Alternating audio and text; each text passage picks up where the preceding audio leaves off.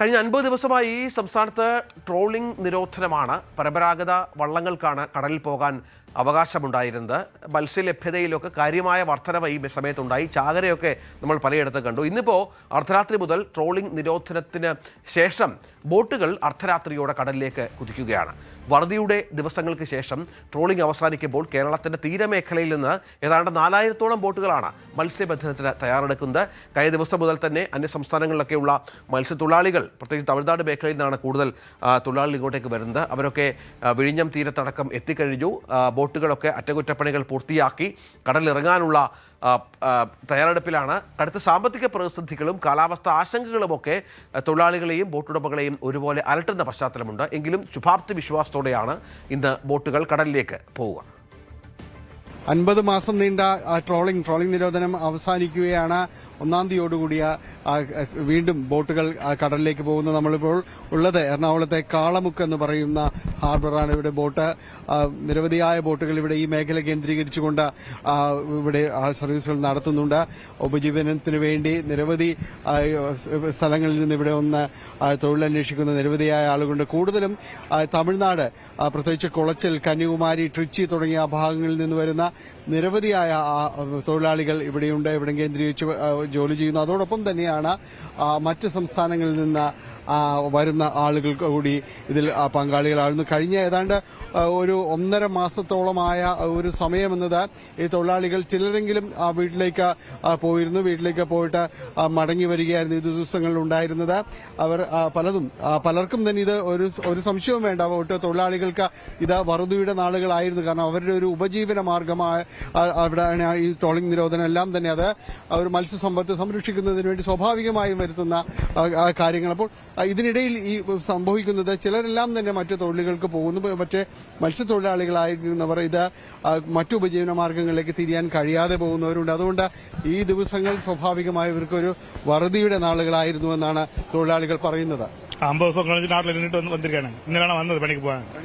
വന്നിട്ട് പണി നോക്കുന്നുണ്ട്. പണിക്ക് പോകാനുള്ള ശ്രമത്തിലാണ്. കുറെ ആൾ പണിക്ക് പോയി, കുറെ ആൾ പണിക്ക് പോകാതെ റെസ്റ്റ് എടുത്തതാണ്. അത് 100 ആൾ ഉണ്ടെങ്കിൽ 90 ആൾ പണിക്ക് പോകും, 10 ആൾ റെസ്റ്റ് എടുക്കും. ഈ ആളുകൾ പണിക്ക് പോയ ആളാണ്.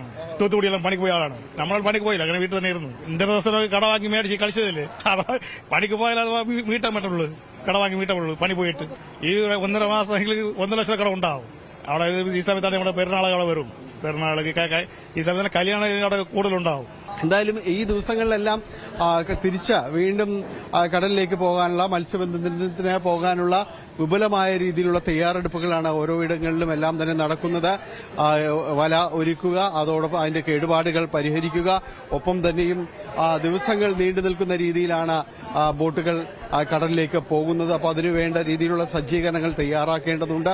വലിയ രീതിയിലുള്ള ഒരു മത്സ്യബന്ധനത്തിന് വേണ്ടിയുള്ള വലിയ തയ്യാറെടുപ്പുകളടക്കം പൂർത്തിയാക്കണം. വലകൾ, കയറുകൾ, അതോടൊപ്പം തന്നെ ഭക്ഷ്യ സാധനങ്ങൾ, ഇതെല്ലാം തന്നെ കരുതി കടലിലേക്ക് പോകാനുള്ള ഒരു തയ്യാറെടുപ്പിൽ തന്നെയാണ് നമ്മളിവിടെ വരുമ്പോൾ കാണുന്ന കാഴ്ചകളെല്ലാം. മറ്റ് ഇടങ്ങളിൽ നിന്നെല്ലാം തന്നെ വരുന്ന ആളുകളുണ്ട്, തൊഴിലാളികൾ. അവരെല്ലാവരും ഓരോ ദിവസങ്ങളിലായിട്ട് ഈ ദിവസങ്ങളിൽ ഇവിടേക്ക് എത്തിയിരിക്കുന്നു. നിങ്ങൾ ഇവിടെയാണോ? അതെ അതെ, ഇവിടെ തന്നെ 50 ദിവസം പൂർത്തിയാവുന്നല്ലേ? പിന്നെ കഴിഞ്ഞ് എത്തുന്നു. തിരിച്ച് ജോലിയിലേക്ക് കയറുന്നതിന് ഒരു സന്തോഷമുണ്ട്. സന്തോഷമില്ല. 1.5 മാസം ഇവിടെ പണിക്കാർ ഇവിടെ ഒരു പണിയില്ലാതെ കഴിയുന്ന ഇവിടെ അങ്ങനെ ചെയ്യുന്നു.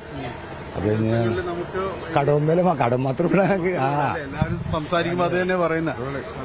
വേറെ വള്ളക്കാർക്കും പണിയുമില്ല, പണിയൊക്കെ മോശമായിരുന്നു. ഇത് പിടിച്ചോണ്ടിരിക്കുന്ന കുറെ മഴയില്ലല്ല, കടലും വെളിയിട്ടില്ല. ഇപ്പൊ ഈ പക്ഷേ ബോട്ടുകാരുടെ പണികൾ കണക്കായിക്കൊള്ളുന്നതില് മഴയില്ല, കടലെളിയിട്ടില്ല, ഒന്നും ചെയ്തിട്ടില്ല.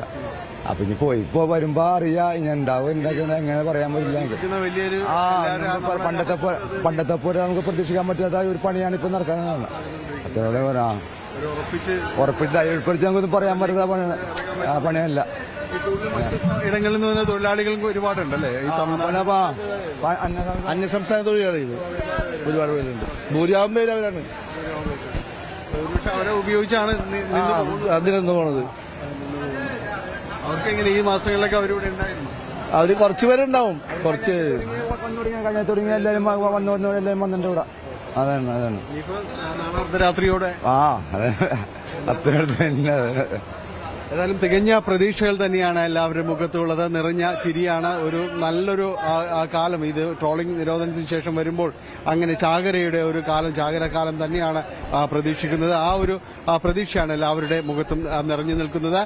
കേരളത്തിന്റെ വിവിധ തീരമേഖലകളിൽ നിന്നെല്ലാം തന്നെ ട്രോളിംഗ് നിരോധനത്തിന് ശേഷം മത്സ്യബന്ധനത്തിന് പോകാനുള്ള വിപുലമായ തയ്യാറെടുപ്പുകൾ തന്നെയാണ് നടക്കുന്നത്. കൊച്ചിയിൽ നിന്ന് ക്യാമറമാൻ മനോജിനൊപ്പം ജാനി പോൾ, ന്യൂസ് 18. കൂടുതൽ വാർത്തകൾക്ക് news 18 Keralam YouTube channel subscribe ചെയ്യുക.